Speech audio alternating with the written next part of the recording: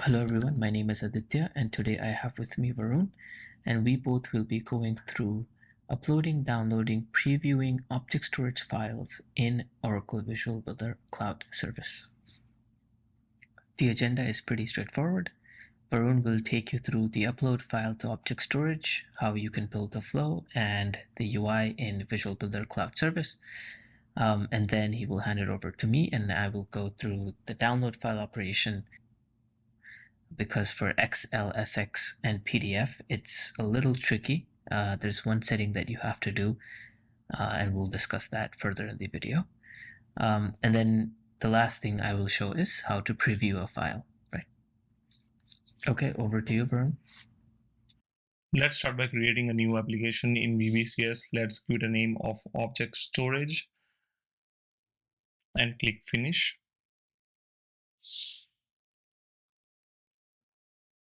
Once the application is created, first we need to create a service connection. So we'll create a backend first. Click on the plus and select backend. Here we will select custom application and the backend will be our object storage API. So we'll give a name object storage, click next. And in the instance URL, let's figure out using the documentation. So here I have object storage documentation open. I am using Ashburn region. So I'll select the URL for my region. If you're using any other region, please select that. I'll paste the URL. And for the authentication, we will use Oracle Cloud Infrastructure API Signature 1. And key ID will be in a format of OCID, tenancy OCID, user OCID, and fingerprint. So for that, you need to create for your account, and you need to generate public and private key as well. So once we pass this information, click create, and then we will add a service connection. Click on define by endpoint and select the backend that we just created. Once again, we will go back to the documentation, and this time we will go to the object storage API and we'll list the objects inside the bucket. For this, we will need to pass the namespace and the bucket name.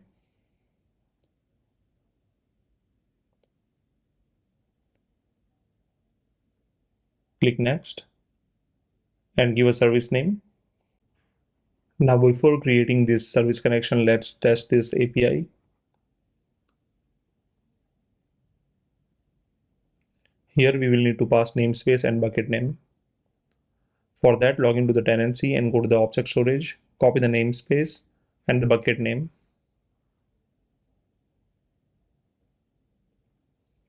Now let's click send request and see the response. As you can see, there is no object right now. That's why the response is empty. Let's upload a file to see if we are getting a correct response with the file name.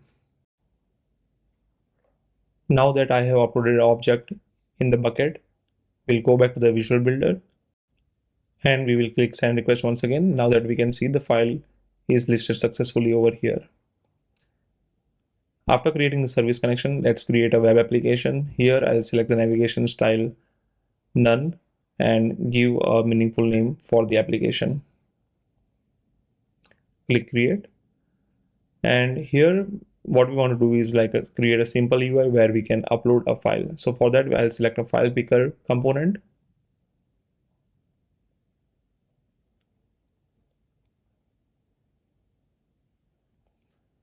And once the component is added, let's create the event. So we'll select on selected file event. And here, when we upload a file, we want to assign the variable with the content of the file and file name. So file name will be of type string.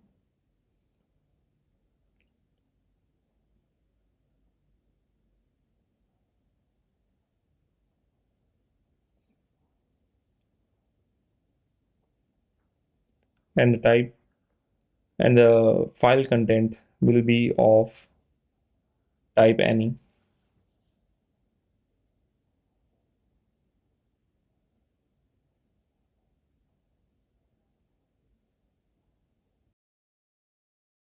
Let's go back to the page designer, and here we'll modify few properties. In general tab, we'll change the selection mode to single, and we will change the primary text property with the file name so that whenever the user uploads a file, it will show the file name in a file picker. and we'll add a button. So whenever user clicks on the button, we will upload the file. So once again, we will create the event for this button and we'll select the OJ action. And here now we want to call the REST endpoint for uploading the object in the bucket. For that, let's go back to our documentation, and here this time we will select the put object API. And for this, we will need namespace, bucket name, and the object name. So we'll just add a new endpoint, and this time the method will be put, and action hint will be create.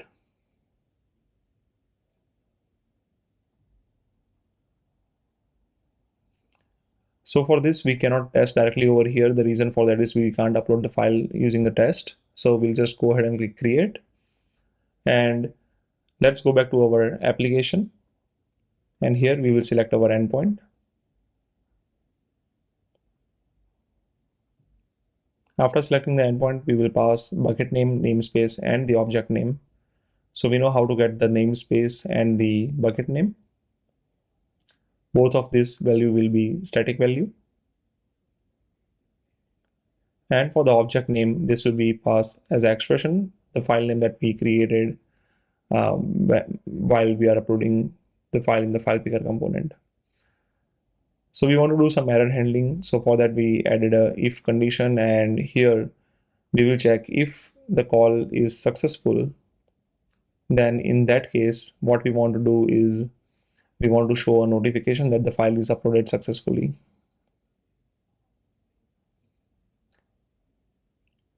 And we can go back to the documentation and see what the status will be written once the file is created or uploaded successfully in the bucket. So the status will be 200. So we can check the condition which matches the 200 status, and the summary we can give file uploaded successfully or whatever you want to show the notification as a user. And the notification type will be of confirmation. And let's say if the file is not uploaded successfully, in that case, we just created the else branch and we'll throw a notification of there is error while uploading a file, and the type will be of error.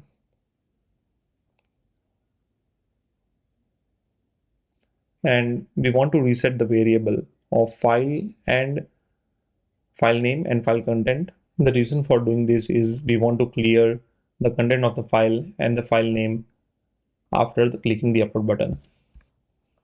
So let's just delete the object which we already uploaded, and now we don't have any object in the bucket.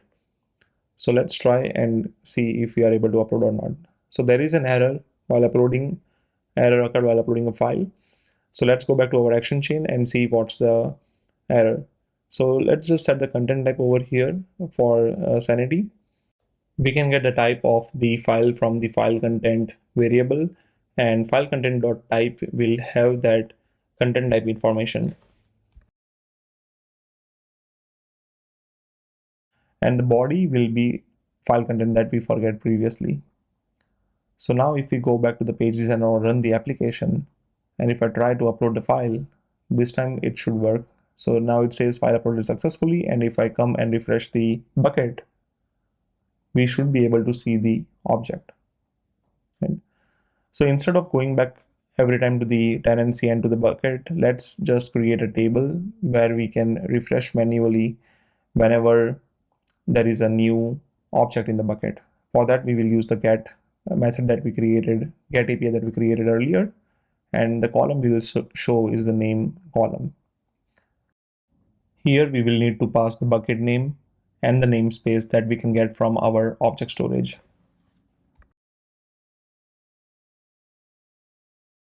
Click finish, and now you see the table is populated by the list of object in the bucket. So instead of creating a refresh button or manually pulling that information every time, what we will do is in the action chain, we will add fire data provider event, and we will refresh our SDP. Now whenever we click the upload button, and if the file is uploaded successfully, we will refresh the table and see the data over there. So let's run the application once again, and this time we should not be able to see any object in the bucket. After clicking upload, as you can see, it's uploaded successfully and refresh that variable pulling the data from the object storage. With that, I will pass to Aditya to show how to download and preview the file in the Visual Builder. Thank you, Varun. Hello, everyone. My name is Aditya, and now we will take a look at how to download an object from the object storage bucket. For that particular operation, the API is getObject. That's the path there. It's pretty much the same as the put. Instead, this time the method is get. If you look at the documentation, you'll be able to see all sorts of examples, but mainly the response, right? So the response is the object metadata and the bytes and some extra headers. And the body will contain the actual file, right? That's what we're interested in. So I'll go back to my application that Varun created. I will go to endpoints, click plus endpoint, and I'll go and copy the get object path from the documentation. And then I'll paste it here, remove that extra slash at the beginning, change the action hint to get1, and also rename the endpoint ID to download object. And you'll see in the request, the path parameters are automatically added. So all we have to do is click save, you click finish here, and it will add the endpoint there. Now let's move back to the main start page. This is the page that Varun created. And as you'll see, I added a couple of more files, PDF, PNGs, and CSVs. Let's go ahead and add an icon to the table and change the icon to the actual download icon. And click select there. And we'll also rename the column name from custom template to, let's say, actions. Now, if you click on that icon, we need to add an event. So once a user clicks, what it should do. So let's add an event listener on click. And on click, what we will do is we need to call the REST endpoint, right? So we'll use a call REST action. We'll select the newly added get object, and then you'll click select. And then if you see, the input parameters are now showing up. So I have this saved in a notepad, so I'll just copy and paste this. But basically, bucket name and namespace are hard coded. The object name is a little different. So what we're doing is, this is on click of an icon in a table, right? So we can get the current row. So what we do is current.row, and then the name field is which holds the file name, right? So we do current.row.name, and that will give us whatever's in that row name column, right? And once we get that, we call this API. The next step is to force the browser to download this, right? And this is a piece of JavaScript code which is available in the blog. But what I'm doing here is I'm using the call function, renaming it to the download file function. And then before we move ahead, I'd just like to show you the blog that I was referring. So this was the blog, upload download files from storage. It's written by our product manager, Aparna. And as you can see, it's a little bit older, but a lot of the things are still applicable. So if you scroll all the way down to the section where it says download from OCI storage, there is a snippet of code. If you scroll a little bit more down, you'll see what the action chain should look like. But then that's the code that we're interested in. So we'll look at the parameters. So it accepts data, MIME, type, and file name. So we'll go back to our code and we'll add the same parameters, right? So data, MIME, type, and then the last one is file name. Okay. Once you do that, then you can switch to the code mode, and then in the code mode we can just paste that same code which you can copy from here, right? So we just copied this piece and we pasted it here. Okay, and then just formatting it a little bit and scroll down just to check that there aren't any errors in commas or semicolons. All good. Then let's move back to design, and you'll see that the parameters show up. So now let's map the data. So the body that we get from the call REST is the data, and then for the MIME type, it's under the headers, right? So if you look at the documentation, there's a content type header that gets returned, and that's what we want. So we just replace that with the dot headers dot get content hyphen type, and this will return us if it's PDF, a JPEG, a CSV, whatever, right? And then the file name is in that current row, right? So current row dot name is what the file name is. So we'll just use that, and that's the name that will be of the file when it gets downloaded. So we have the code, we have everything in place, and now the next step is to actually test it, right? So we click play on the top right, and once this page loads, as I told you earlier, right, I uploaded a CSV, XLX, PNG, and PDF to show you this.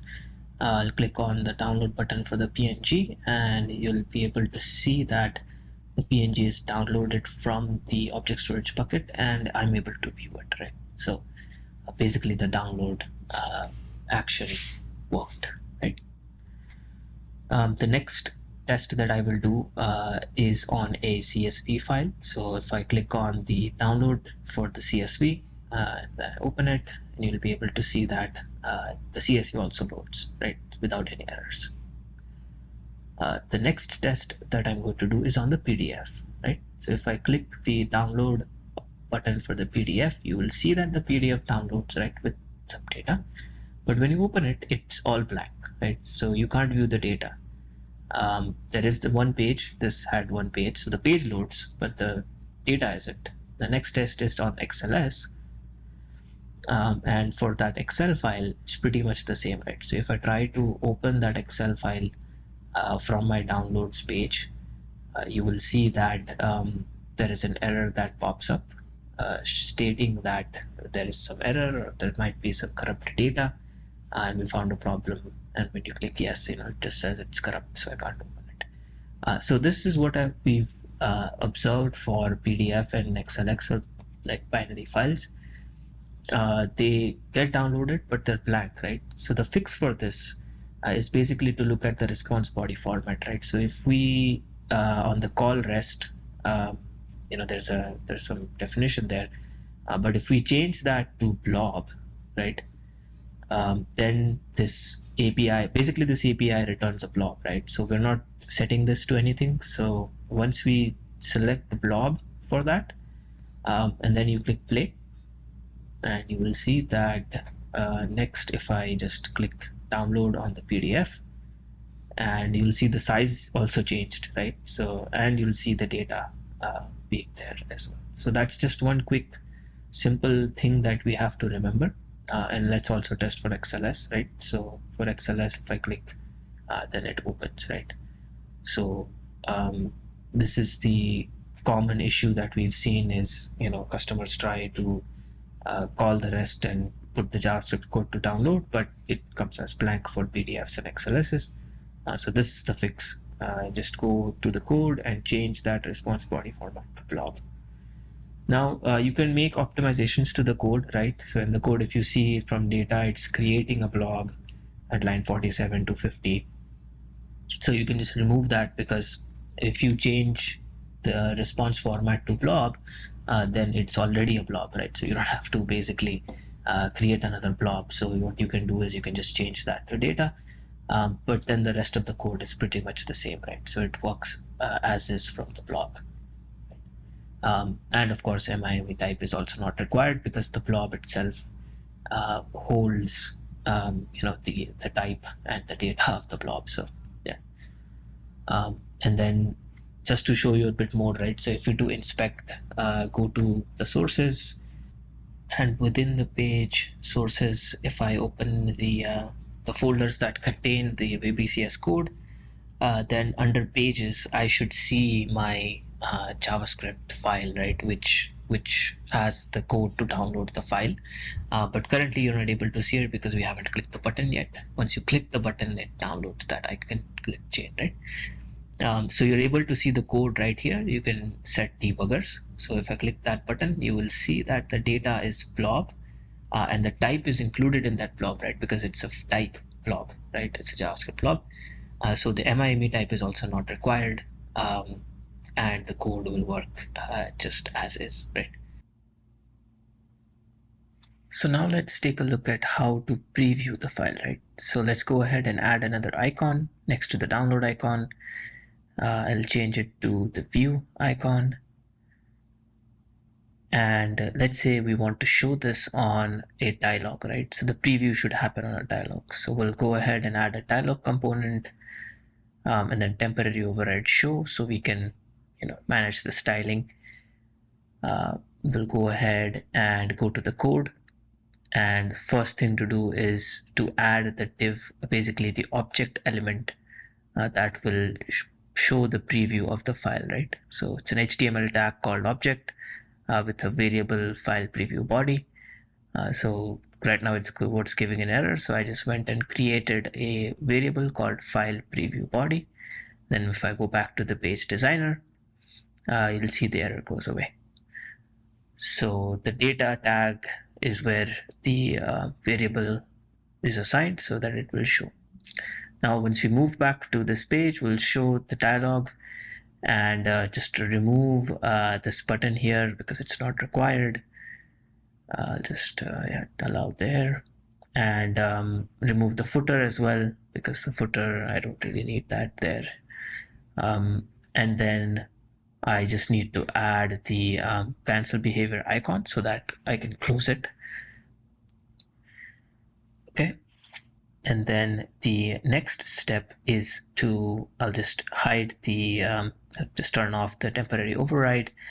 And then we need to assign an action on the click of that icon, right? So what we can do is we can just copy over what we have for the download because a lot of it is similar. So we'll just go ahead and duplicate it. And once we get into that action chain, I'll just rename this to a meaningful name, just preview icon click chain. Let's remove the word copy there from the back. And we can reuse this code, right? So the first step was it was downloading an object, and the second was the forced download of the file, right? So we just need to change this code, JavaScript code, a little bit. So if I go to the function here, and lines 59 to 72 were a lot of it was downloading, forced downloading. So I'll just remove those lines. We don't need to create a link or do anything. All I want to do is return this URL created object, right? So just removing all those link references there, just formatting the document, and that's it. That's pretty much it for that code. Everything else we can reuse, right? I'll just remove the MIME type and file name because that's not required either. And then I'll go back to design, right? So once I call the API, call this function, next step is to assign a variable, right? So the variable that we created, I will just go ahead and assign that variable, the download file preview body. So I'll just go ahead and select that, and the value of this will be the result that is returned from that function, right? So the call function. So this assigns this to the data part of the data attribute of the object. And then the last step, all I have to do is just call a component to view the dialog, right? So the dialog was SOJ dialog, and then I'll just use the call component method is open, and that is pretty much it for that action chain. And then now I have to associate that action chain to this icon, right? So I click create, click on this here, preview icon chain, select, and that is done. So when we associate it like that, right, the input parameters are blank. So I'm just going to copy over the input values from the other icon chain, and then just update the key index and the current input parameters here so that the values are being passed in for this icon particularly. And then the last step is in the dialog, the object element doesn't have any styling, right? So if I click on preview, it's going to be not good in terms of the view, right? So I'm just going to add some style, width and height 400 pixels. And then if I click play, and once I click preview on the PDF, you'll see there's a little bit styling. Of course, you can do more, but the PDF loads, the PNG also loads. But when you click on the CSV or the XLX, you will see that it just downloads, it doesn't preview. So you'll have to use some sort of third-party libraries to preview those. I hope this was helpful. Thank you for watching.